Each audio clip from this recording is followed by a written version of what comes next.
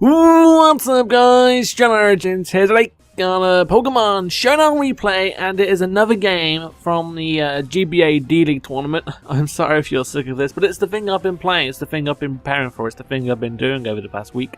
So these are the videos that you are going to get. And this time we are past the round robin stage and we are into the elimination tournament part of this little thing. The main part of the tournament is over, the round robin. That decides who gets into the D-League, which is a GBA like kind of thing, and it's like an 8-week thing, I think, or around that portion, where you play people in a group and whatever. I don't understand it, but either way, you're gonna get videos from it, and I'm pretty sure it's Wi-Fi, so you'll actually get some Wi-Fi videos from it. It's gonna be a lot of fun. But for now, we're figuring out the draft order, which is the place that you pick your Pokemon from. Because if you didn't know the GBA thing that we're doing, you have to pick 11 Pokemon. And in like an order in a draft pick scenario, and this tournament decides who gets first, second, third, fourth, and fifth, sixth, seventh, and eighth pick for the tournament. I'm of course going for number 1. Why wouldn't I?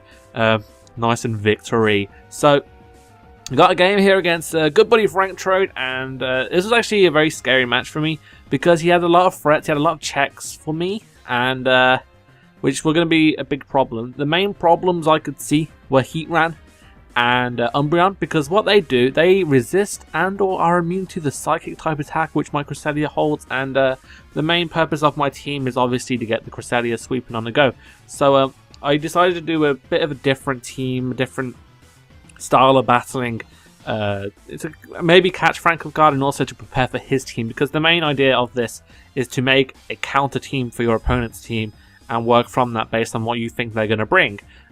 For me, what I thought Frank was actually going to bring is actually quite similar to what he actually brought. I thought he was going to bring Umbreon, Suicune, and Hydreigon for definite, and maybe even Mega Gardevoir. I weren't sure on the rest, they could be filler, because he does have a lot of powerful Pokemon on his side of the field. But I did have to prepare for the obvious ones, and going through my team, this is what I did. I picked Azumarill. Azumarill can take out Umbreon with its stab play rough.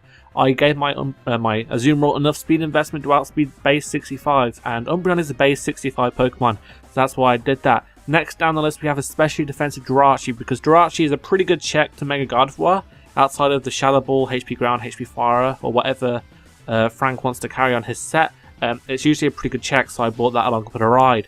Next up we have Lando T. It can act as a pivot. It also gives me ground type attacks against the Hydreigon, and potentially has a chance to wall his Landorus T if he brings that, which he did, and it has knockoff capabilities for Eviolite user, such as Golbat, and also hits, because he has a Heliolisk on his set of 9, it also acts as an immunity to that as well, just in case he brought along that Heliolisk. Next up we have Amoonguss. This Amoonguss is tailored to stopping Carmine Suicune. It has Spore, Giga Drain, Clear Smog, and Synthesis. It's designed to beat Suicune 1v1, so that's exactly why I brought it. It's the only reason I brought it along.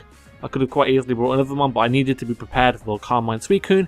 Hydreigon is a physically based mixed attacker. It has Draco Meteor, U-Turn, Super Power to hit Hydreigon and Umbreon on the switch, and then it has Iron Tail to hit Gardevoir before it Mega Evolves if he wants. Because obviously looking at my team, the best opportunities he has is to Mega Evolve are against my Amoonguss and against my Hydreigon. So if I put Iron Tail on my Hydreigon, it might be able to scare him out. I'm running Expert Battle as well, just to catch stuff off guard. And as long as I don't get too many super power drops, I can OHKO Gardevoir.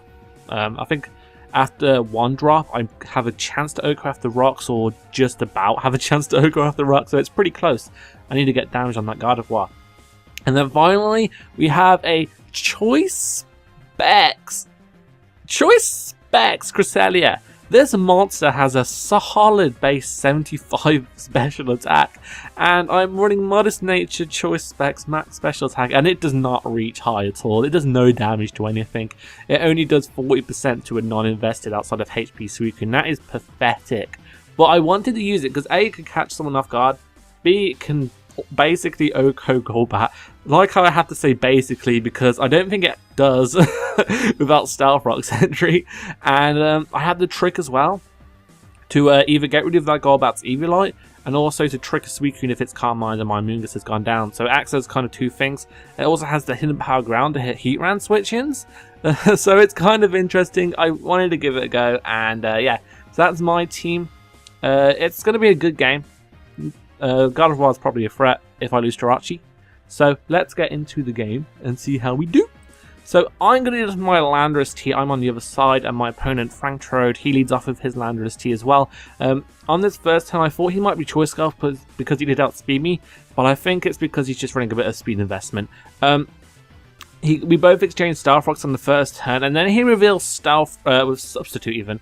So I figured he might be a sub-toxic set. But then he goes for the Earthquake, meaning that he actually has nothing to touch me, and it's quite a weird Landorus set that he has if I knock out the sub with 2 knockoff. He has U-Turn, EQ, Sub, and Stealth Rocks, which doesn't make sense as a set to me. I wonder why he uses it, but here I'm actually going to U-Turn out because he has no reason to stay in. The fact that he went for Earthquake told me that he didn't actually have a Toxic, so I could switch out. And he goes into the Umbreon. I can bring in my Azumarill. I am Choice Banded, Adamant Nature, Max Attack. I'm going to hit something with a Play Rough. Obviously, Golbat is here to be a massive thorn in my side, but I do a solid amount of damage where he's kind of forced to roost here. Just because, you know, you don't want to be around the 50% mark. So I'm going to bring in my Jirachi, A, because it's a free switch because of roost. If he goes for the Toxic, I'm immune to it, and I resist the Brave Bird. So I thought I was pretty safe going in there. And then I'm going to go for the U-Turn, and I'm expecting either a Defog, or even like a Brave Bird, I don't know. But he ends up going for the U-Turn as I bring in my Landorus T. The Intimidate made it so it did nothing. I max defense Landorus, and I'm in an alright position. Landorus T puts a lot of pressure on his team. He's kind of forced out into the Suicune here, so I didn't want to risk him having a lot of speed investment to else with my Landorus. So I'm just going to straight switch out into my Amoonguss. Amoonguss is a check. It is basically a counter to this Suicune because I do have a lot of special defense investment.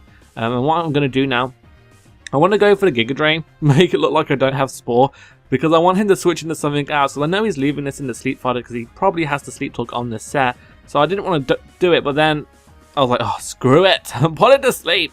So Suicune is, it's not really a problem now that it hasn't got any Carmine boost. He doesn't have any prerogatives to go for the Carmine. So I'm pretty set that I think he told me after the game that it wasn't Carmine, but that threat has been removed for me. He's going to make a save switch into his Golbat to potentially get off a Defog or maintain momentum by going for the U-Turn.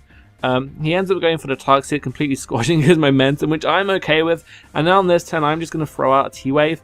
I was hesitant before because I thought his Landorus would be his main switch, but it ends up being the Heatran, so I'm getting that thing paralyzed, which is good. I didn't know its speed investment or if it had any specific EVs to outspeed certain stuff, so I'm going to switch into my Hydreigon. It's my main resist outside of Azumarill, and what I can do here is go for the superpower and do a hell of a lot to this Heatran.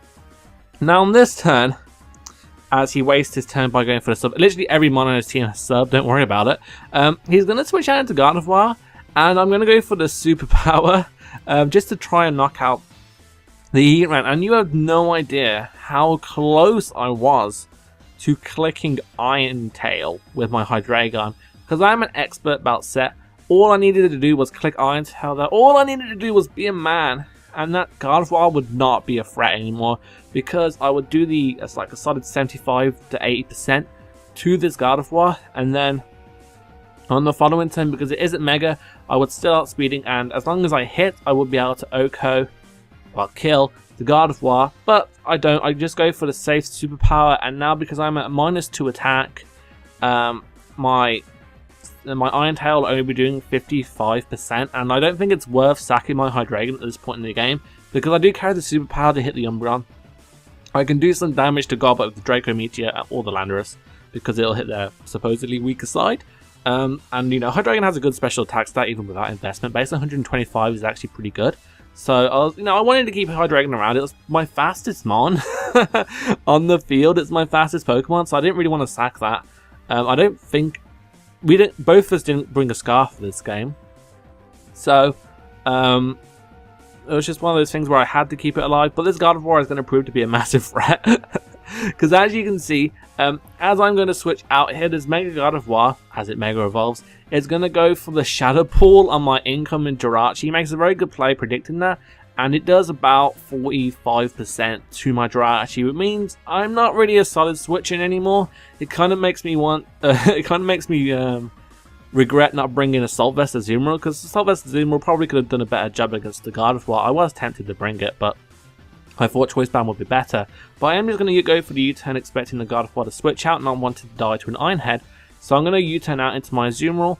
I'm going to go for the Play Rough as FranCTrode protects. Now obviously the Golbat switch is super obvious, so I'm just going to click Play Rough again because not only is the Golbat really low, but my Azumarill can take out the Umbreon if he does decide to stay in, which he does. And then he brings out the Landorus, and I'm just going to stay in anyway. I'm going to click Play Rough again because I figured why not. I didn't really see a problem with that. I do get a crit here. The crit doesn't matter at all because the Golbat is faster. It has base 90 speed. And I know he's just going to Roost Storm me and I can't win that matchup. So I'm going to switch out into my Cresselia, who unfortunately does get toxic, but I just knock him out of the Choice Specs Psychic. Choice Specs Cresselia, ladies and gentlemen, getting a kill, which is all I wanted to see in this game. Now he brings in this Gardevoir, and yes, you bet your ass, this man has another substitute coming my way. Frank has sub on 3 of his Pokemon, which is literally ridiculous. I was not very happy when I saw that, but it is proven to be a massive threat. Until he makes this play, the play of plays which cost him the game. He went for the sub. He thought that I was Jolly max speed, so he obviously wasn't running max speed investment. I think he was just running enough to outspeed Hydreigon then, in that case, like base 98. So he was scared about that I was max speed and he wanted to try and sub, but I don't know, it was an odd play. He told me it wasn't a misclick, he said he misplayed, which, I don't know, it didn't make sense to me, but in the end I can just go for the U-turn because he's not going to stay in. And then I can bring in my Landorus as he switches out into his own Landorus. I know for a fact, based off the first few turns, that his Landorus cannot do anything to my Landorus. So I'm just going to go for the safe knockoff, and take out the Heatran, which is fine. That was really low. It was only proven to be Death Fodder anyway. Now he brings out his Landorus again for whatever reason. I think he misclicked then. I think that's what he said. And I'm just going to go for another knockoff. Getting rid of the leftovers recovery would be really nice. And I end up hitting that Suicune with the leftovers, knocking that off, so that's really good. Now what I can do is just U-turn out and then bring out my Cresselia, because what I can do from that range of HP is just about knock out that Suicune. I think it might even be a roll. You know, Choice Specs Cresselia, as powerful as it is, does not hold that much offensive pressure. But I am able to knock out the Suicune. As he brings out his Gardevoir, unfortunately he does have enough HP to make another substitute, and as powerful as Choice Specs Cresselia is, it's a resisted hit and it's not able to break the substitute, meaning that this Pokemon is still a threat. I'm obviously just going to let Cresselia die. It's done its job. What I can do now is bring out Jirachi because I am at enough HP to the point where I can live a Shadow Ball barring a crit. So I'm just going to go for the Iron Head. And on this turn I do go for the Healing Wish on the off chance that he doesn't attack me, or goes for another Hyper Voice, and he ends up knocking me out of the Shadow Ball, which is fine. I can bring in the Azumarill. I'm Choice Banded, Elimination max attack, and at the point where his Pokemon are at, his Landorus is at about 35% after Stealth Rocks, 38%. Azumarill can knock him out of the Aqua Jet, and that's going to be a good game. So, and I had Landorus as well, which was a counter to his Landorus. So, if you enjoyed this, guys, leave a like, rating, comment, and subscribe. That's my 4th win of the tournament, stocking up a plus 14 rank so far. It progresses me into the 2nd round of the Elimination tournament, which will be against Fufu. So facing 2 friends off right at the bat, FranCTrode, the poor lad, and then Fufu. So that's going to be a good game. And then if I beat Fufu, I will make it into the finals of the Elimination tournament against either Skeptile MC, Madman Demo, the Miami Heatmore, or the Roger Rabbit. So yeah, that's it. Of course, you can find all this information on the Google Doc sheet that will be in the description. There's also the GBAD website, and also the GBAD or GBA official YouTube channel, which will be in the description. I have been JohnOrigins, and I'm out. So peace.